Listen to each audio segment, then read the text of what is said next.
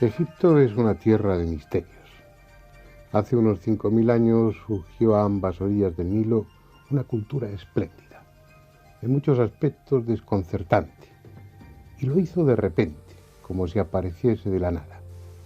Duró algo más de 30 siglos, hasta su conquista por el Imperio de Roma, y en ese tiempo sucedieron tantas cosas, se acumularon tantos hechos, que reconstruir su historia es ya una tarea imposible. Muchos de sus secretos permanecen enterrados y gran parte de aquellos conocimientos están definitivamente perdidos. Pero lo que dejaron es sorprendente, a veces inexplicable a la luz de nuestra ciencia actual. Por eso cabe cualquier especulación, cualquier hipótesis, por fantástica que sea. Hoy vamos a acercarnos a uno de los episodios de esa historia. Y aunque sus personajes vivieron hacia el 1300 a.C., son bien conocidos por las gentes de ahora. Y el nombre de uno de ellos, de nuestro protagonista, casi todo el mundo lo conoce: Tutankamón. Sin embargo, lo más interesante que puede decirse de ese faraón es que murió y fue enterrado, porque fueron las circunstancias que rodearon al descubrimiento y explotación de su tumba lo que han hecho de él un auténtico mito. Obviamente, para hablar de un personaje como ese hay que ir a Egipto, así que hemos estado allí para prepararles este documental.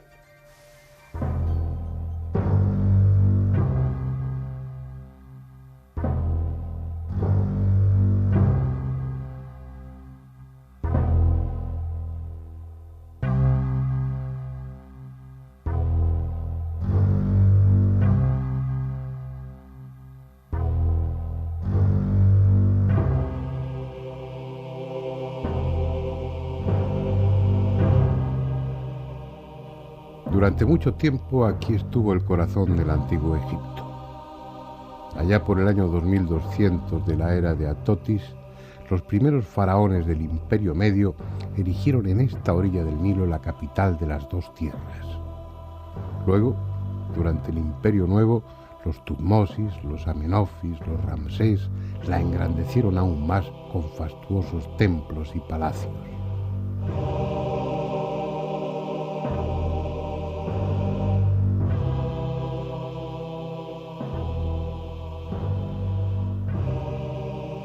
Han transcurrido tantos siglos que ya nada es igual. Eran otras las calles, los edificios y las gentes, pero lo poco que queda de aquella época es tan colosal, tan grandioso, que no cuesta imaginar la importancia que la ciudad tuvo en esos tiempos.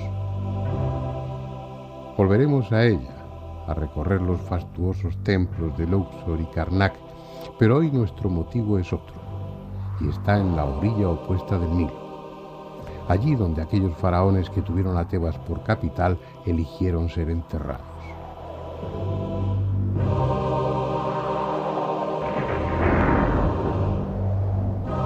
Un árido y tortuoso valle detrás de los cerros de Deir el-Bahari, al que todo el mundo conoce como el Valle de los Reyes.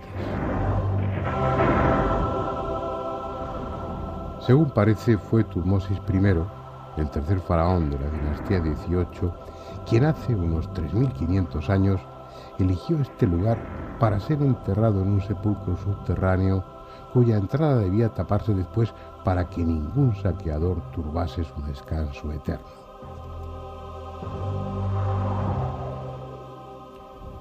Esa iniciativa fue seguida por sus sucesores, y de esa forma este solitario valle se convirtió en necrópolis real, a pesar de que el secreto y la ocultación no sirvieron prácticamente de nada.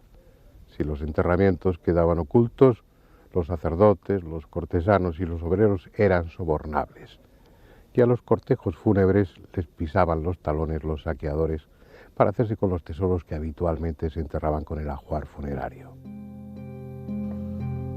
Cuando los arqueólogos iniciaron sus trabajos en este Valle de los Reyes, los sepulcros, saqueados a lo largo de los siglos, eran ya un rompecabezas. Unos habían vuelto a ser cerrados con los escasos despojos dejados por los ladrones. Otros contenían momias procedentes de enterramientos vecinos y no pocos solo conservaban un sarcófago vacío. Pretender encontrar una tumba intacta era poco menos que una utopía. Lord Carnarvon y Howard Carter lo sabían cuando obtuvieron licencia para excavar en la zona en 1914, pero como tantos arqueólogos alimentaban un sueño. El suyo era hallar el sepulcro aún sin descubrir de un joven faraón de la dinastía 18 que tuvo un breve reinado, Tutankamón. Pero era un sueño que tardaría en cumplirse. La Primera Gran Guerra Mundial acababa de estallar, interrumpiendo esa y otras muchas esperanzas.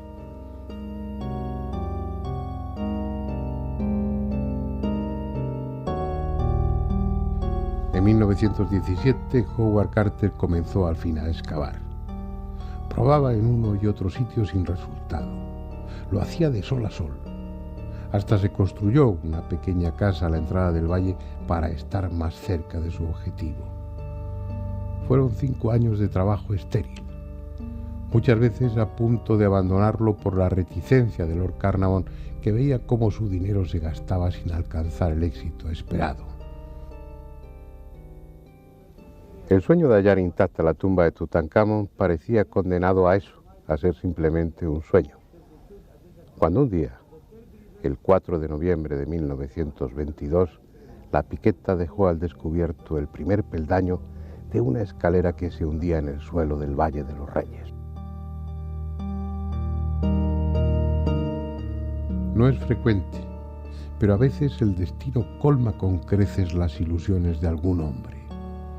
Y eso pasó ese día con Carter y Carnarvon. La escalera conducía a través de sus 16 peldaños a la tumba de aquel faraón prácticamente desconocido. Fueron los días y semanas más intensos, más llenos de emociones que pueda haber vivido un arqueólogo. Las primeras evidencias señalaban que la tumba había sido violada poco después de sellarse, pero como se comprobó después, afortunadamente los saqueadores fueron sorprendidos a tiempo y todas las pertenencias del joven faraón enterrado, aunque revueltas y amontonadas, seguían aquí.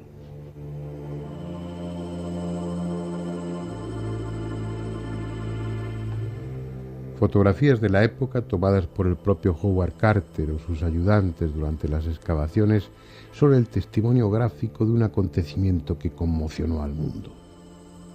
A medida que abrían agujeros y se derribaban puertas tapiadas, iban apareciendo ante los ojos de aquellos hombres objetos de una riqueza histórica y material incalculable.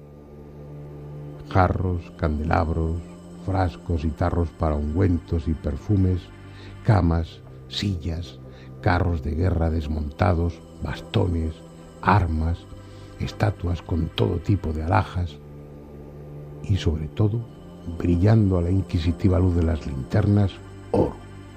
Oro recubriendo madera, combinándose con el marfil y el estuco. Oro en estatuillas, en puñales, en collares, en pectorales, en pulseras.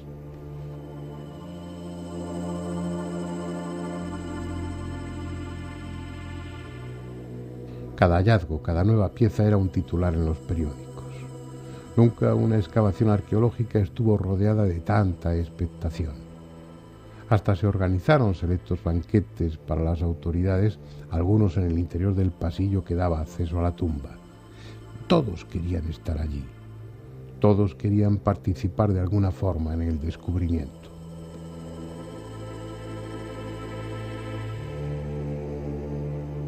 Convenientemente numerados y fotografiados, los objetos fueron después trasladados con todas las precauciones al lugar seguro, siempre ante la mirada expectante de los curiosos que a todas horas montaban guardia en torno a la tumba.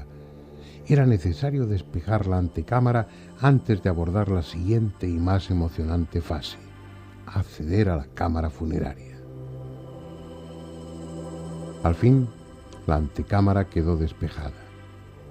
La puerta tapiada de acceso a la cámara funeraria, todavía flanqueada por 2 guerreros de tamaño natural y con el yeso cubierto de sellos que garantizaban que aún permanecía tal como la dejaron 3200 años atrás, fue cayendo a golpes de piqueta hasta dejar ver lo que había al otro lado.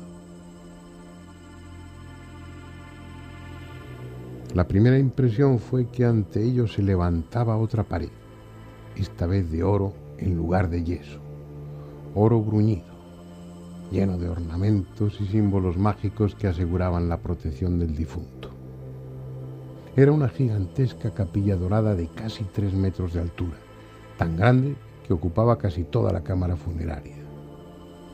Las puertas no tenían sello, pero al abrirlas descubrieron que dentro de esa capilla había otra, y con el sello intacto. Nadie había profanado el féretro del faraón. Pero aún había más sorpresas. Una puerta sin tapiar daba acceso a otra pequeña cámara. La luz de las linternas desvaneció las sombras y pareció dar vida a una imagen de Anubis, el dios chacal, que sobre unas andas parecía custodiar los tesoros del monarca.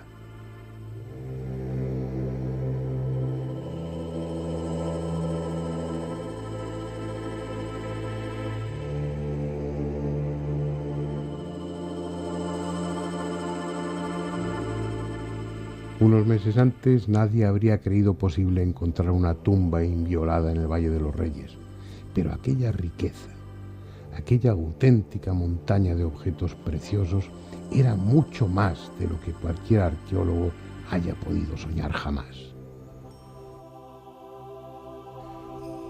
Algo de lo que los visitantes del Museo del Cairo pueden hacerse una parcial idea, porque siendo mucho y extraordinario lo que en sus salas se exhibe, no todo está expuesto. You see, we have the items of Tutankhamun here in our museum. Tenemos artículos de Tutankamón aquí en nuestro museo, unas 3.000 piezas. Exhibimos sobre 1.700 de ellas.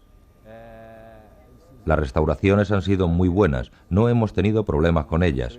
Si encontramos algo mal, y creo que Carter ya encontró varias cosas rotas, destruidas, las tratamos aquí, en nuestra sección de restauración.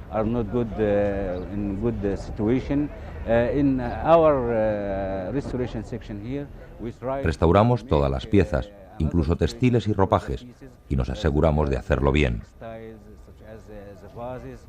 Tenemos en nuestro almacén varias piezas del tesoro de Tutankamón que quizás necesiten una restauración y la haremos.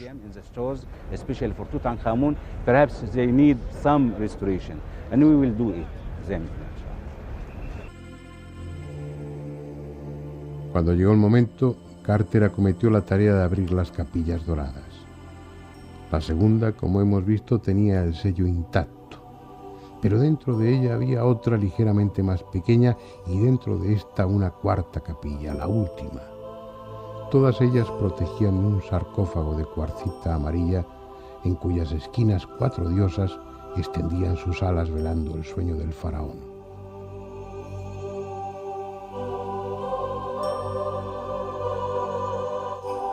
Levantada la tapa y tras quitar un fino lienzo que lo envolvía, quedó a la vista un féretro que reproducía la imagen de Tutankamón.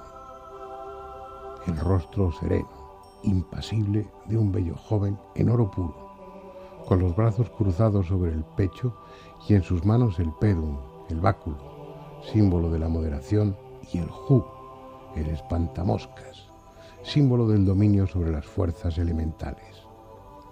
Atributos de su condición real, como la cobra y el buitre sobre su frente, representando el Alto y el Bajo Egipto, ambos bajo su imperio.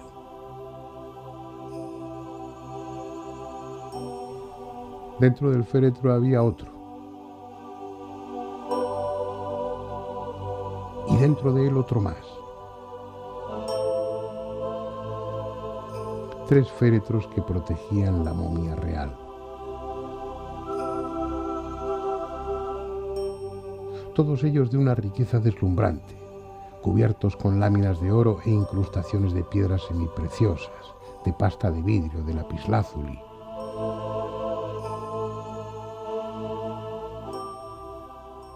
Abierta la tapa del último féretro y retirados la máscara de oro y los ornamentos que la cubrían parcialmente, quedó al fin a la vista la momia, el fardo funerario. Habían transcurrido casi exactamente 3 años desde que se descubrió la tumba, cuando las primeras vendas que envolvían el cuerpo fueron quitadas.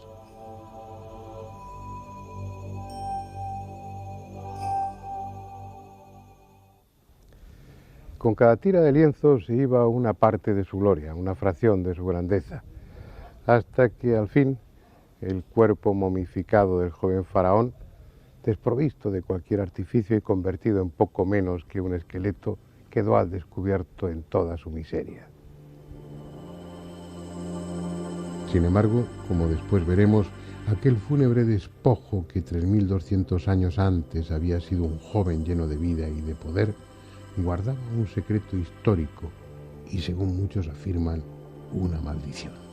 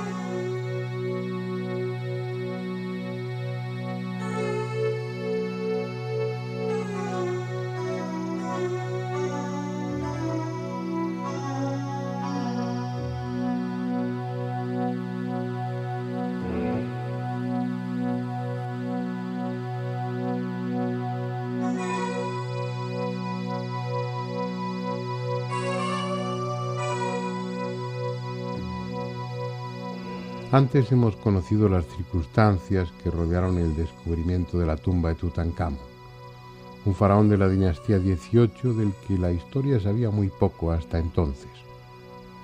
Fue un acontecimiento arqueológico de extraordinaria importancia y el valor de las riquezas enterradas junto al joven monarca incalculable, lo que en sí mismo constituye un misterio.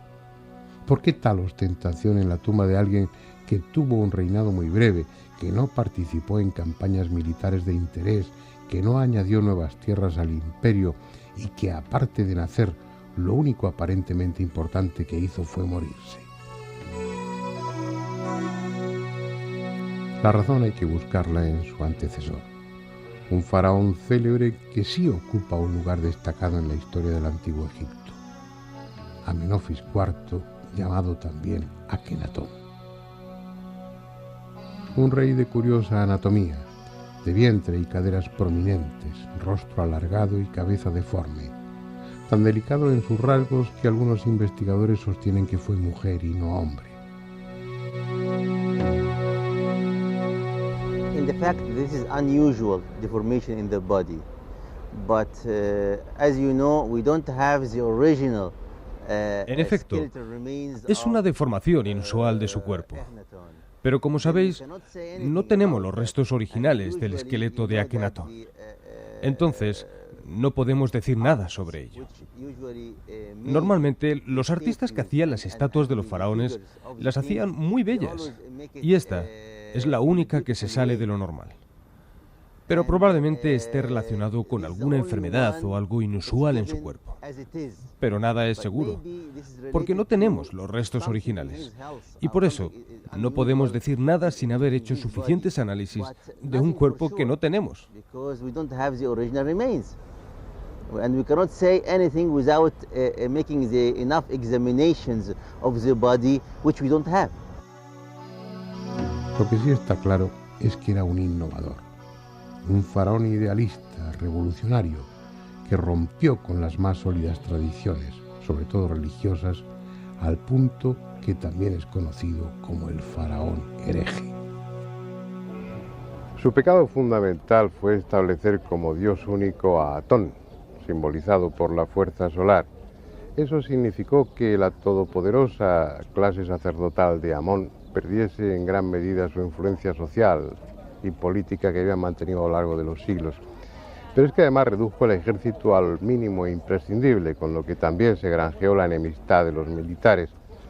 Y por si fuera poco, trasladó la capital a una ciudad nueva, Telelamarna, la ciudad del sol.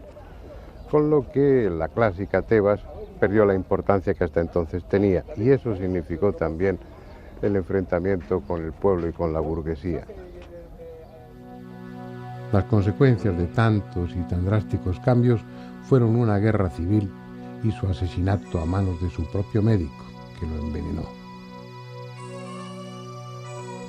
Tuvo una esposa célebre, Taduquipa, hija del rey de Mitanni, a la que rebautizó con el nombre de Nefertiti, que significa la bella que ha venido. Akenatón y Nefertiti tuvieron 6 hijas. A una de ellas, la tercera, Ankhesetón, la casaron cuando tenía 9 años con el personaje de esta historia, Tutankamón, que por entonces se llamaba Tutankatón y contaba con 12 años de edad. Bien, asesinado su suegro, padre y probablemente hermano Akenatón, y tras un corto reinado de 2 años en plena guerra civil de su hermano Esmenkare, que también fue asesinado, el joven príncipe Tutankatón se vio investido como faraón a la edad de 12 años. Su reinado fue igualmente corto, pero productivo para las clases dirigentes del país. Manipulado sin dificultad por su suegra Nefertiti, por Ay, el administrador del Tesoro Real, y por Oremheb, el jefe militar de su guardia, deshizo todas las reformas emprendidas por Akenatón, restituyendo a Tebas como capital y a Amón como dios supremo. Volvió el orden anterior. Militares y sacerdotes recuperaron su antiguo poder, y el faraón adolescente, que en honor al dios restaurado pasó a llamarse Tutankamón, dejó de ser necesario. A los 18 años de edad murió por causas que aún no están claras. Para muchos fue asesinado, y la autopsia que se practicó a la momia en 1968 permitió descubrir una fractura de cráneo que así lo sugiere. Sin embargo, otros investigadores, como el profesor Isander, director general para la conservación de momias del Museo del Cairo, no comparten esa idea. It is too early to speak about this.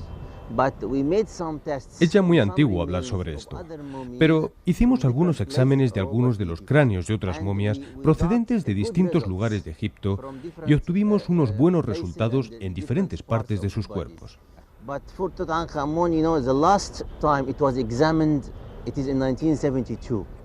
Pero de Tutankamón, la última vez que fue examinado fue en 1972, y el resto de análisis están hechos sobre fotografías y radiografías, y esto no es suficiente. Necesitamos hacer otros análisis de los restos y ver la posibilidad de tomar muestras de este cuerpo para intentar extraer los ácidos nucleicos que nos permitan obtener el ADN. Esperamos llegar a conseguirlo en los próximos análisis de la momia, pero no estamos seguros de ello. But we are not sure of this. Carter group had made a lot of works on the tomb of Tutankhamun, and el grupo de Carter hizo muchos trabajos en la tumba de Tutankamón, y uno de ellos fue el tratar de sacar la momia del primer cofre en el cual estaba perfectamente encajada. Y tuvieron que quemarla o calentarla hasta altas temperaturas, y esto tuvo un efecto negativo sobre los restos de la momia, que en parte se quemaron. Por eso es por lo que no podemos decir nada ahora. Después de que se hagan análisis, podremos decir algo, pero no ahora. After we make examination, we can say something, but not now.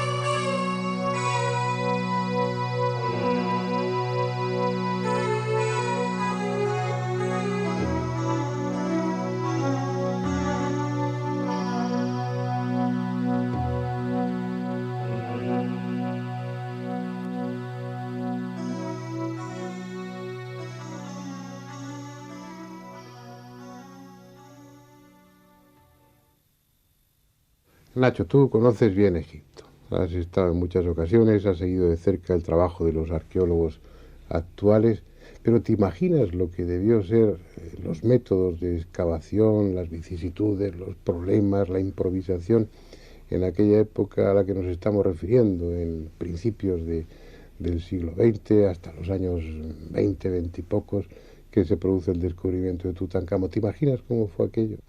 Pues yo lo veo plagado de méritos, porque imagínate, Fernando, que siempre se ha echado en cara que el trabajo de los arqueólogos que trabajaron no solamente en la tumba de Tutankamón, sino en otras excavaciones a lo largo y ancho de Egipto, que se empleaban la dinamita en sus trabajos, pues como digo, siempre se les ha echado en cara los métodos poco científicos que utilizaron en sus excavaciones.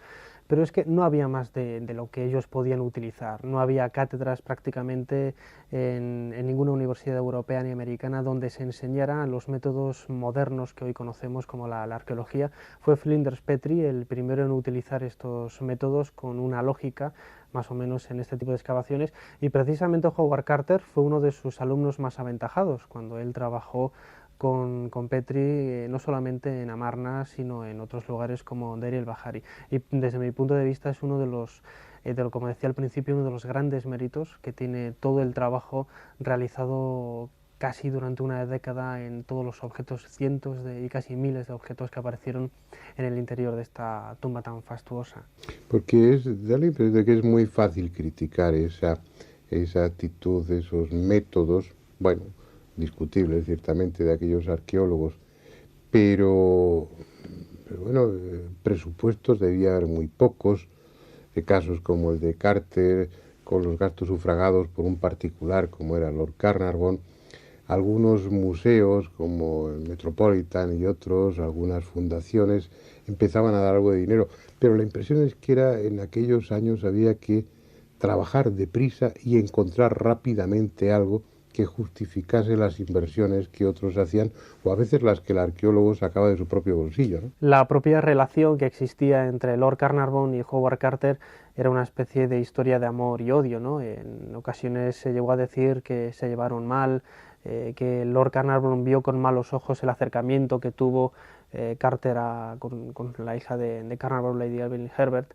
y precisamente quizás fue uno de los matices que dio importancia al descubrimiento de la tumba de Tutankamón como el punto de partida de la historia de la arqueología, como un foco inicial de trabajos en donde realmente la paciencia y el tiempo, lo que tú comentabas ahora, que quizás los mecenas o las instituciones metían un poco prisa a los excavadores para descubrir grandes hallazgos y justificar de alguna manera todo el dinero que se había invertido durante años. Piensa que Lord Carnarvon fue casi 15 años continuos dejando dinero en el Valle de los Reyes en excavaciones prácticamente nulas, apenas 2 tumbas reales y poquito más, en donde a jugar funerario había prácticamente nada. Pero quizás habría que agradecer a Howard Carter todo el tesón que tuvo en esperar, en quizás hacerle convencer a Lord Carnarvon que estaban muy cerca de un hallazgo quizás importante. Es precisamente uno de los puntos que se han echado en cara a lo largo de toda esta historia, ¿no? Que Carter quizás ya sabía de antemano la ubicación exacta de dónde estaba la tumba de Tutankamón, y que dejó su descubrimiento para el final, el último halo, ¿no?, de esperanza que tenía con Lord Carnarvon en que él financiara las excavaciones, para sorprenderle. También no debemos olvidar lo curioso, lo singular que puede resultar que el primero, casi el segundo día de retomar estas excavaciones, en noviembre de 1922, fue cuando Carter descubrió el primer escalón de la escalera que llegaba hasta la tumba de Tutankamón. Pero no obstante, hay que pensar también en la suerte que tuvo la arqueología, la historia de la arqueología y en concreto la egiptología, en que fuera Carter y no otro quien descubriera la tumba de Tutankamón, porque siempre también se ha dicho que Theodore Davis, el americano que tuvo antes que él la licencia para excavar en el Valle de los Reyes, si hubiera sido él el que encontró la tumba de Tutankamón, prácticamente no hubiera quedado nada, porque precisamente Davis lo único que buscaba era tesoros. Carter, hay que agradecerle que también tenía dentro de sí el espíritu de la ciencia, el espíritu de la investigación y de dar a conocer al resto del mundo la historia, una de las historias más oscuras de Egipto, la época de Amarna y de Tutankamón. Y hacerlo con un mérito indiscutible. Yo cuando de adolescente leía las primeras cosas sobre la tumba de Tutankamón, libros de divulgación, me llamaba la atención el que entre el descubrimiento de los escalones que conducían a la tumba y el abrir el último féretro para encontrarse con la momia, transcurrieron meses, un par de años, 3 años casi, ¿no? Cuando, seguro después de una búsqueda tan intensa, Howard Carter llevaba muchos años buscando la tumba de Tutankamón, la encuentras, yo me pongo en su lugar y yo creo que no habría podido resistir la tentación, habría quitado todo para llegar cuanto antes a encontrarme con aquel que era el objeto de mi obsesión, ¿no?, durante tanto tiempo. Y sin embargo él aplicó una metodología, supongo que cometería errores, pero siguió de una forma disciplinada un proceso en el que iba fotografiando, numerando, ordenando a medida que iba retirando. No había en la práctica prisa, pero por dentro debía ser una especie de angustia permanente en la que ese hombre y también Lord Carnarvon vivieron, ¿no? Muchos de los investigadores que han trabajado en la parte histórica de lo que es el descubrimiento de la tumba de Tutankamón argumentan esta paciencia y esta sangre fría encomiable realmente en Howard Carter, tirando de algunas de las cartas del propio correo personal que ha aparecido en la casa de Carter junto al Valle de los Reyes a comienzos de los años 90, en una especie de desván que había en la casa. Ahí se encontró una caja con innumerable documentación de la época, ¿no? En algunas de estas cartas se hacía referencia de una manera solapada a que tanto Carter como Carnarvon, Lady Evelyn Hebert y Callender, los 4, la misma noche de la apertura de la tumba, después de haber dicho la célebre frase de "ve usted algo, sí, cosas maravillosas", esa misma noche los 4 fueron otra vez a la tumba de Tutankamón. Realizaron un agujero en la puerta que lleva hasta la cámara del sarcófago y no sabemos qué se pudieron haber llevado. Sí que conocemos a ciencia cierta que el Servicio de Antigüedades detectó en una caja de vino que tenía Carter una cabeza de madera de Tutankamón saliendo de una flor de loto, una de las estatuas más bellas que aparecieron en la tumba y que se encuentra ahora en el Museo del Cairo. Él dijo que era un objeto que apareció en el pasillo de la tumba, que se les olvidó meterlo en el catálogo general, que él lo intentaba sacar de Egipto como una pieza de poco valor, sí, pero el caso es que estaba ahí. Y es quizás una de las piezas, de los pocos objetos que pudieron haber sacado esa noche si es que realmente entraron. Se llevara o no algún objeto de la tumba de Tutankamón, creo que el trabajo de Carter, más que críticas, merece elogios, se mire por donde se mire.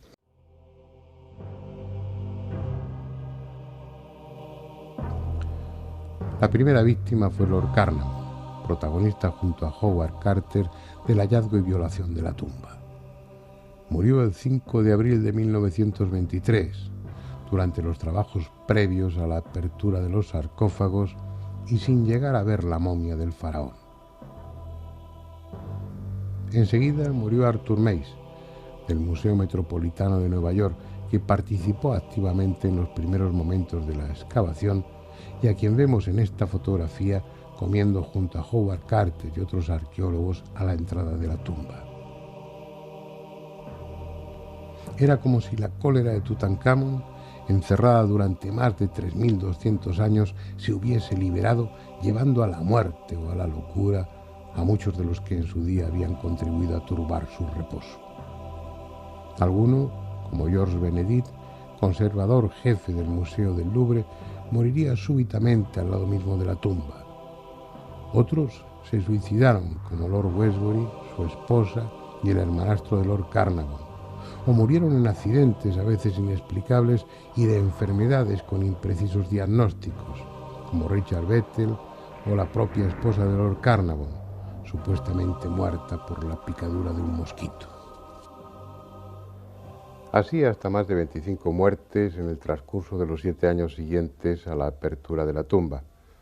Unos habían tomado parte en la excavación, otros conservaban joyas o alguna pequeña pieza del ajuar funerario, y muchos simplemente habían estado allí en los primeros meses. Para los que buscan una explicación racional de los hechos, quizá esa sea la clave.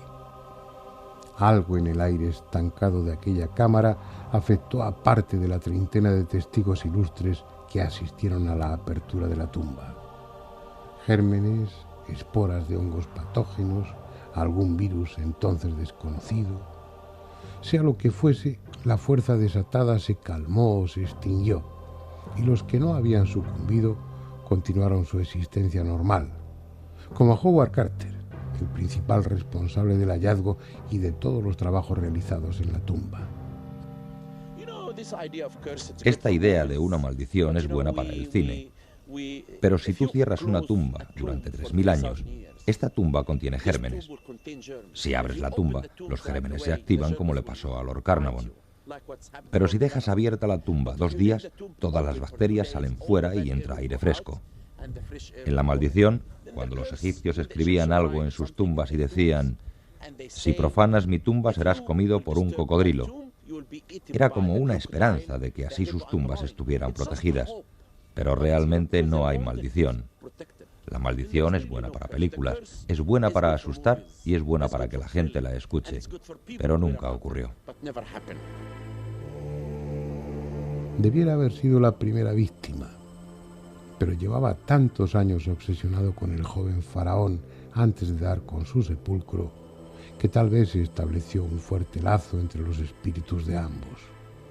O quizá estaba inmunizado tras décadas de excavar en el Valle de los Reyes. O no hubo maldición alguna y todo fue un cúmulo de fatales coincidencias.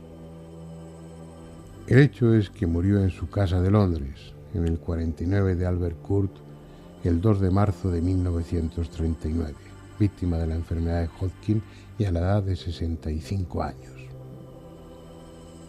Desde entonces descansa pacíficamente en el cementerio de Putney Vale.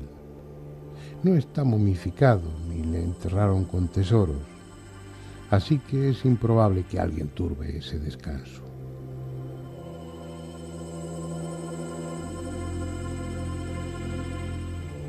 Fue un hombre de vida dura. A los 17 años ya estaba en Egipto como dibujante, plasmando en sus acuarelas las formas y sobre todo los colores de las piezas halladas que la fotografía de entonces no podía retratar.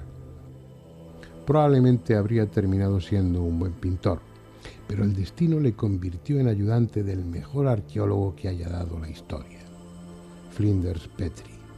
Con él aprendió todo lo que en ese campo debe saberse, especialmente a soportar con estoicismo las fatigas y privaciones. El hallazgo de la tumba de Tutankamón fue la culminación de una larga carrera, el premio merecido tras más de 30 años de trabajo constante y perseverancia. Expiró en su cama 17 años después, lo que a juicio de muchos invalida la tesis de una maldición.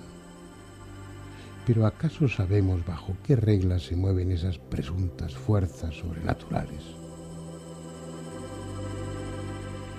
Para los peones que trabajaban en la excavación no hubo dudas de que algo siniestro iba a suceder cuando una serpiente cobra se comió al canario que Howard Carter se había hecho traer y del que se sentía tan orgulloso. Para ellos, esa cobra no podía ser otra cosa que el espíritu del faraón sediento de venganza. Simples supersticiones, tal vez. Pero lo cierto es que en ese momento Lord Carnarvon, el otro protagonista del hallazgo y profanación de la tumba, estaba agonizando en un hotel del Cairo, el Continental Savoy, en esta plaza, la antigua plaza de la Ópera, hoy de Ibrahim Pachá, que desapareció por un incendio en 1952. Solo queda el lugar y el recuerdo de aquellos acontecimientos. Se dijo que podía ser por la picadura de un mosquito, tal vez fue por una neumonía como figura en el certificado de función, quizá una histoplasmosis, pero en realidad, aunque se ha especulado mucho, no se sabe de qué murió Lord Carnarvon. Lo que sí se sabe es que cuando estaba agonizando repitió varias veces, horrorizado, una frase extraña, una frase que decía: un pájaro me araña la cara. Una frase aparentemente sin sentido, pero que para los egiptólogos sí lo tiene. Una conocida maldición escrita en el primer periodo intermedio dice textualmente que el pájaro Nekbek destrozará a arañazos el rostro de quienes profanen una tumba. Nekbet era la diosa buitre, símbolo del Alto Egipto y protectora de los faraones en este y en el otro mundo. Finalmente, Lord Carnarvon, el señorito inglés que se dedicó a la arqueología porque el clima seco de Egipto era favorable para su salud, abandonó este mundo no sin antes pronunciar otra frase igualmente siniestra: he oído su llamada y le sigo. Esas circunstancias ya hacen de la de Lord Carnarvon una muerte más que singular. Sin embargo, no habrían sido suficientes para sustentar la idea de una maldición de no haberse producido otras dos casualidades más que inquietantes. Era la 1:45 de la madrugada del 5 de abril de 1923. Tras 8 días de enfermedad, Lord Carnarvon acababa de morir. Y en ese momento, la ciudad de El Cairo se quedó a oscuras. Durante 5 minutos se interrumpió la corriente eléctrica y reinaron las sombras. Luego la luz se hizo de nuevo. Lo extraordinario es que nunca se supo la causa de la avería y mucho menos por qué se arregló sola.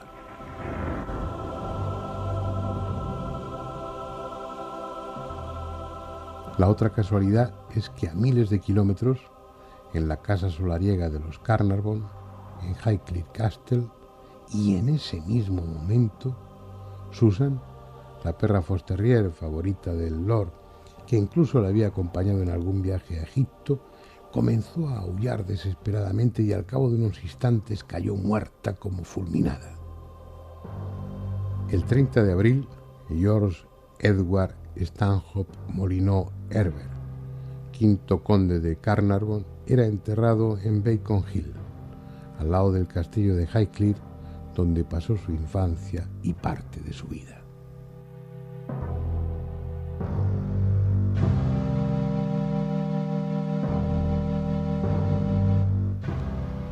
Si es cierto lo que muchos piensan, la muerte de Lord Carnarvon no fue un hecho aislado. Fue la primera de una larga lista sobre la que flotó ominosa la sombra de Tutankamón.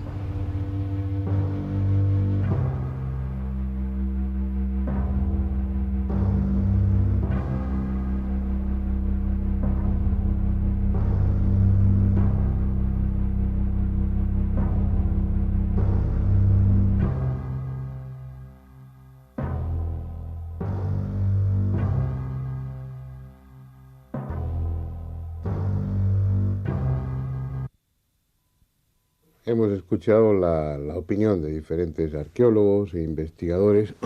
Casi ninguno de ellos quiere reconocer la posibilidad siquiera de que tal maldición exista. Pero me gustaría saber lo que tú opinas. Me gustaría saber si crees que hubo alguna forma de maldición o que todo se debe a la casualidad. Hombre, es un problema. La verdad es que nadie puede negar la cantidad de muertes que hubo relacionadas de alguna manera o de otra con el descubrimiento de la tumba de Tutankamón, ¿no? De todas las hipótesis que se han barajado, pues hablando del Aspergillus, de la posibilidad de que los antiguos egipcios conocieran la radioactividad, de que algunos elementos de la tumba estuvieran radiados y contaminaran a los arqueólogos, yo me quedo con la hipótesis más, para mí, que más peso tiene, que es la de la existencia del Aspergillus, un hongo, que con el paso del tiempo se genera en todos los elementos orgánicos que pudo haber en la tumba de Tutankamón y que en efecto hubo, ¿no? Como los diferentes tipos de comida o de bebida que allí se descubrieron.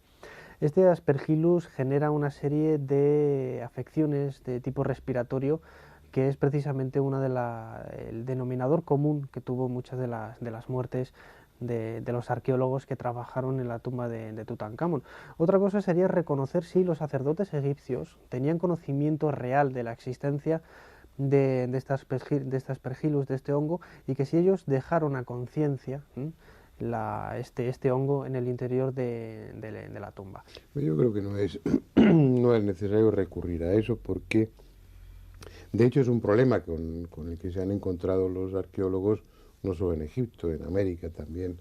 Ese tipo de hongos es relativamente frecuente dentro de esos lugares cerrados y que permanecen durante mucho tiempo, bueno, pues en unas condiciones más o menos asépticas, pero que después al exhumarse el cuerpo o al abrirse la tumba, pues aquello revive, se revitaliza. Pero habría que pensar en otra, aún dentro de esa hipótesis que parece razonable, habría que añadir algún elemento más, porque de hecho, pues tanto la histoplasmosis, que es una de las hipótesis que se utilizó, otro hongo que se debe al histoplasma capsulatum, pues bueno, produce enfermedades que son de evolución crónica. Con el Aspergillus pasa algo parecido. El Aspergillus niger, que es una de las hipótesis que ahora, bueno, entre otros tú sostenéis como una posible causa, pues el Aspergillus niger, que produce una aspergilosis, como otras variedades de ese hongo, suele producir unas otitis, o que bueno, que tiene una evolución más o menos banal, o contribuyen a empeorar problemas pulmonares. También cabe la posibilidad de que muchos de los afectados por el Aspergillus lo hubieran estado previamente por tuberculosis pulmonar, que entonces era una enfermedad bastante frecuente y frente a la que había pues poca respuesta terapéutica.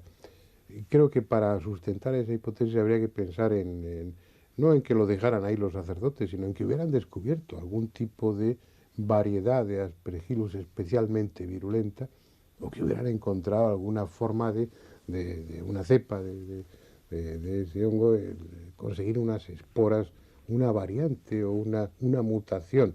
Pero creo que resumiéndolo a la clínica pura y dura del Aspergillus, no se justificarían tantas muertes y en un lapso de tiempo tan breve.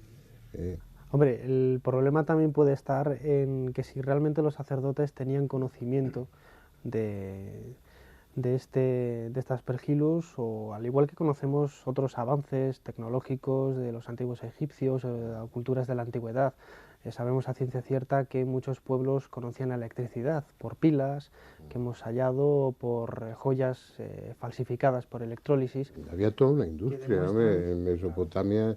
Los métodos electrolíticos se utilizaban para falsificar joyas de otros de bronce y cubrirlas con una capa de oro, como se hace hoy en el chapado o alguna de esas técnicas que les proporcionó ingresos muy importantes a las arcas de aquellos gobiernos, ¿no? Sí, yo creo que en este caso el problema está en intentar buscar una solución lógica a explicar si realmente los antiguos egipcios tenían conocimiento de esos adelantos, ¿no? Si realmente fue por una investigación, que yo no lo creo, si fue por un descubrimiento casual, que es la opción por la que yo me suelo inclinar, o fue el legado de una cultura mucho más antigua, hoy desaparecida, el legado, otros hablan de la Atlántida, de extraterrestres, etc.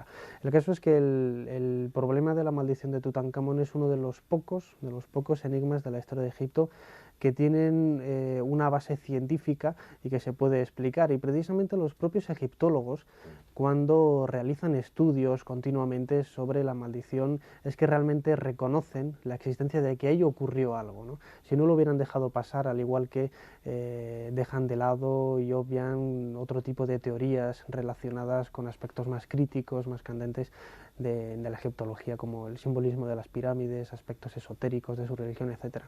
Pero es bastante ya significativo que los egiptólogos pierdan su tiempo, entre comillas, en este tipo de investigaciones, ¿no? Para mí es uno de los aspectos que da valor al fenómeno como tal de lo que es la maldición de los faraones.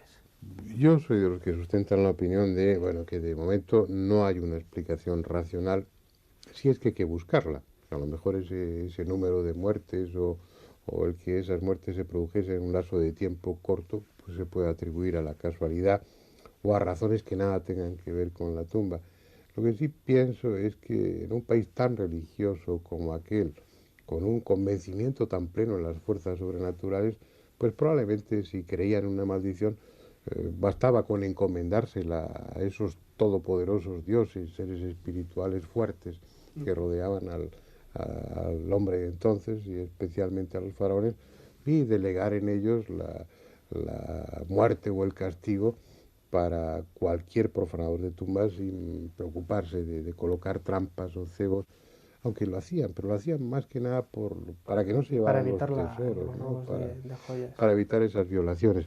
Bueno, sea lo que fuere, lo cierto es que lo que hubiese ahí se evaporó en el aire seco del Valle de los Reyes y nunca más ha vuelto a pasar nada. Son miles de turistas los que cada año visitan la tumba de Tutankamón y afortunadamente a ninguno le sucede nada más allá de lo natural o de lo que le puede suceder a cualquier otra persona. Lo que también se ha evaporado en nuestro tiempo, así que vamos a dejar el tema aquí y a dejarlo en ese terreno incierto que a nosotros tanto nos gusta, que compete a temas como este que se mueven entre lo probable y lo imposible, que se mueven entre lo convencional y lo absolutamente inverosímil. Esos temas que constituyen el argumento fundamental de un programa como este. Un programa en el que yo les espero la próxima semana. Hasta entonces.